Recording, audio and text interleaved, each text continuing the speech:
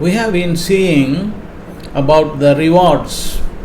For our work, we get salary as rewards, but Bible talks about rewards. These rewards are taught as crowns, in terms of crowns.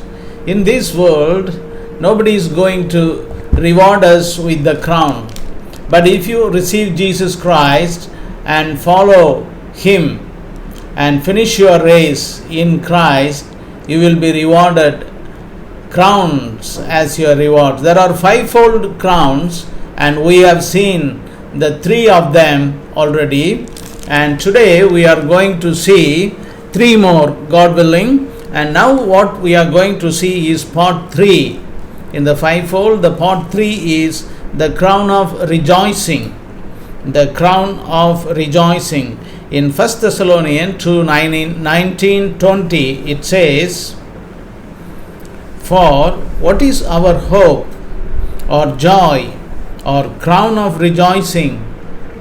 Are not you in the presence of our Lord Jesus Christ at His coming? For you are our glory and joy."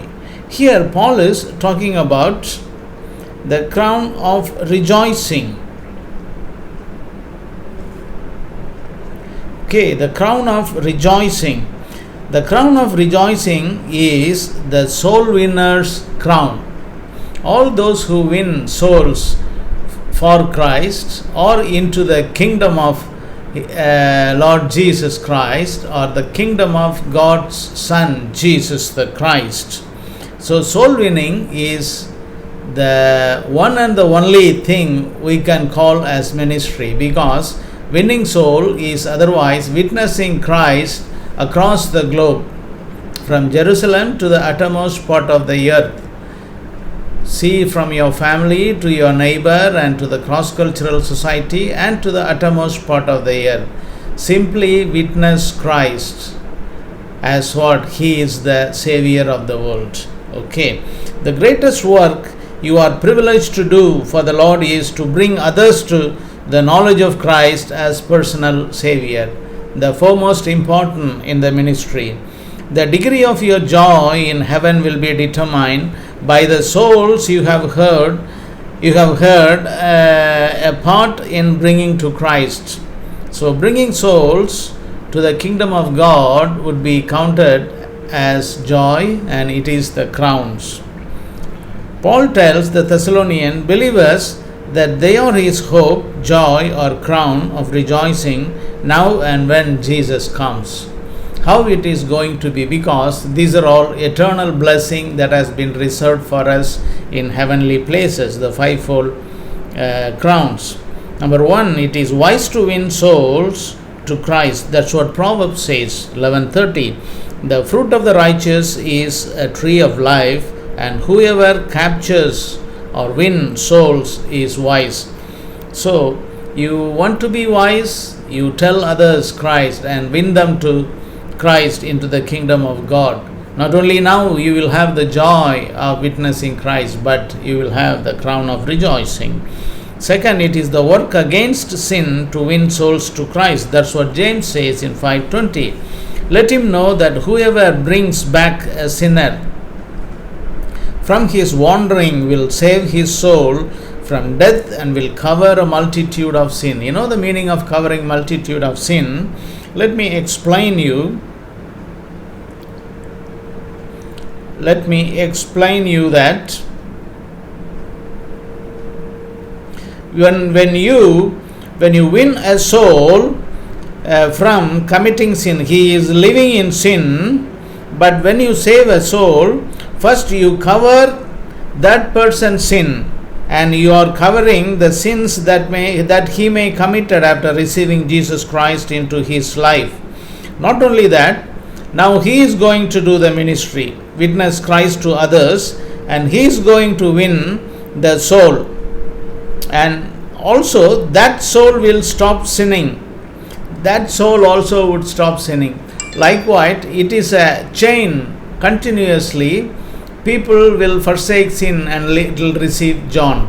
That means if you take a Billy Graham, the one who introduced Christ to Billy Graham, or how he has come to know Christ, the person who introduced Christ to Billy Graham, see what will be his reward in heaven, more than what Billy Graham gets, because every soul who is saved in Billy Graham ministry would be counted in the person who introduced Christ to Billy Graham.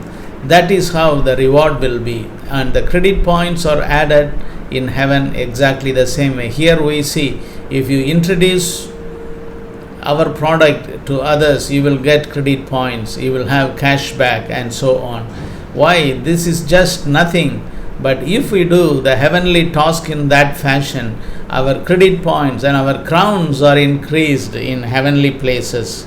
The quality and the eternity, the value of it would increase in heavenly places. It is a cause for joy in heaven to win souls to Christ. Luke chapter 15:10. Just so I tell you, there is joy before the angels of God over one sinner who repents. If one sinner repents, behind him are multitude of sinners who will come to the kingdom of God. See how great a task that you are doing, just introducing Christ to one sinner and make him a righteous. Then the fourth one, every soul winner will shine as stars forever. When you just look up, there are shining stars in heaven, in the dark sky if you happen to see. This is how we are going to be. Every soul winner will shine as stars forever, eternity to eternity. Just think of that. Daniel 12:3 says, and those who are wise, again the wisdom, wise shall shine like the brightness of the sky above, and those who turn many to righteousness like the stars forever and ever. Eternally they will be shining as stars. One who turns a sinner into righteousness. See, that is the greatest task under the heaven and above the earth will be doing it. So do not forsake to do that one. Try yourself and commit yourself to win soul, not performing miracles and signs and wonders. These are all nothing. And if that person receives miracles and he can go to hell without Christ, you may follow every aspect of the scripture, but if you don't have Christ, what is the use of it at the end? So let every person has Christ in his life and introduce Christ to others. Witness with your life that others may see Christ in you. 2 Corinthians 3:2. You yourself are your letter of recommendation. I myself am a letter of recommendation written on our hearts to be known and read by all. So I am an epistle. I am a walking epistle. That means we will live as a witness, testimony unto Christ. Galatians 2:20 says, I have been crucified with Christ. Paul says so. It is no longer I who live. The I-ness, dropping your I-ness, that is the selfish attitude. Anything that you do for self will not last long and you cannot serve. It is no longer I who live, but Christ who lives in me. And the life I now live in the flesh, I live by faith in the Son of God, who loved me and gave himself for me. See, this is what the ministry of Paul and a testimony. Then witness with your mouth, trusting the Holy Spirit to give power to the spoken word. Acts 1:8. But you will receive power. The Spirit of God, the third person of the Spirit of God, will be in you. Every true believer has the Spirit of God abiding in him. When the Spirit of God comes upon you, and you will be my witness in Jerusalem and in Judea and in Samaria and to the end of the earth. I quite often interpret this as Jerusalem is your house, Judea is your neighborhood, and Samaria is the cross-cultural society, and end of the earth is the global mission. So let us contribute in the power of the Holy Spirit, witnessing Christ to others. Witness by tithes on offering, that others may preach Christ, and you will have fruit, reward that may abound to your account. That's what In Paul in Philippians says 4:15 to 17. Let me read out. And you Philippians yourself know that in the beginning of the gospel, when I left Macedonia, no church entered into partnership with me in giving and receiving except you only. Even in Thessalonica, you send me help for my needs once and again. Not that I seek the gift, but I seek the fruit that increase to your credit. You see, I am not talking about tithe. The tithe is mainly for Israelites, Jewish people, but giving is better than receiving. Giving is the aspect. How much you have to give, not tenth, not more than that you have to give. Once you have given your life to the Lord, that means all that you have belong to the Lord. So giving is not a problem. Giving is not a constraining. So winning the soul is the best thing. You will have credit points and rewards up there in heaven. 2 Corinthians 9:6. The point is this: whoever sows sparingly will also reap sparingly, and whoever sows bountifully will also reap bountifully. See, here Paul takes an illustrative fact with the sowing and reaping. That's what exactly in a land, how much you sow, that much you will reap, because this is in God's business. It is not actually business, it is something spiritually, sowing seed or witnessing Christ to others. So the more you sow the seed, spread the gospel, the more you will have the bountiful harvest. That's what people. And he is illustratively, he is taking an example like Jesus using the parables. God has promised that your labor will not be in vain in the Lord. 1 Corinthians chapter 15:58, he says, this is touching the resurrection chapter.